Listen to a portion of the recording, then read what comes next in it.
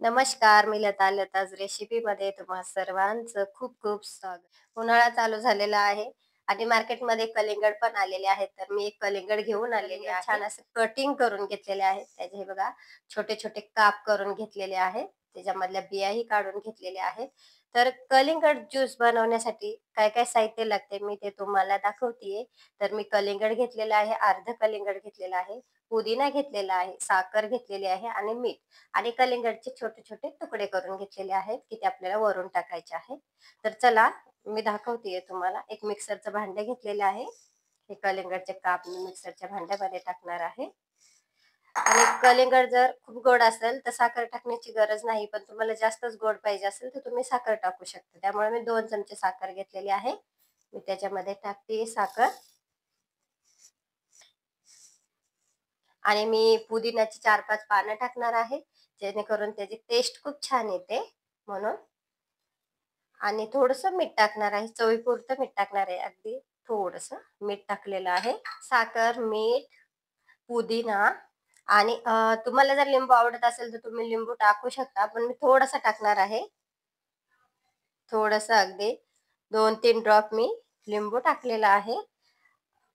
आता आपण मिक्सर मधून काढून घेऊ. कलिंगडचे काप आपण छान असं बारीक ज्यूस करून घेऊया मिक्सर मधून.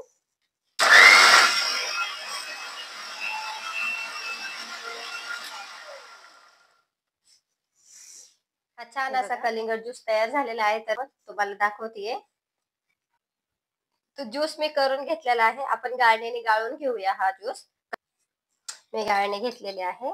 आपण त्याच्यामध्ये ज्यूस असा गाळून घेऊया छान असा.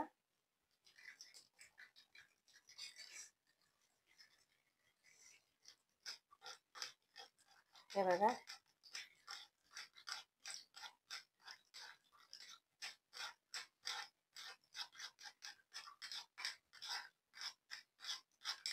तुम्ही मिक्सर मध्ये बारीक करून घेताना त्याच्यामध्ये बर्फही टाकू शकता. मी बर्फ टाकलेला नाही, पण टाकू शकता. त्याने थंड होईल ज्यूस, थंड असा मस्त होईल.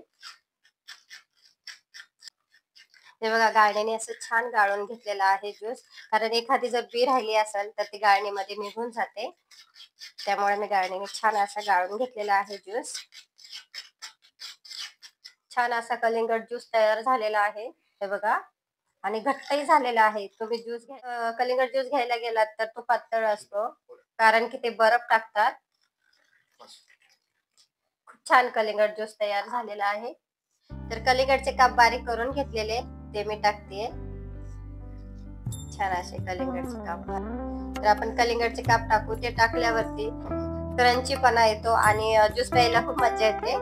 तर गार्निशसाठी मी पुदिना लावते, पुदिना टाकते. खूप छान असा कलिंगड ज्यूस तयार झालेला आहे. तुम्हाला जर माझा व्हिडिओ आवडला असेल, लाईक, शेअर आणि सबस्क्राईब करा. बेल आयकॉनला क्लिक करा. धन्यवाद.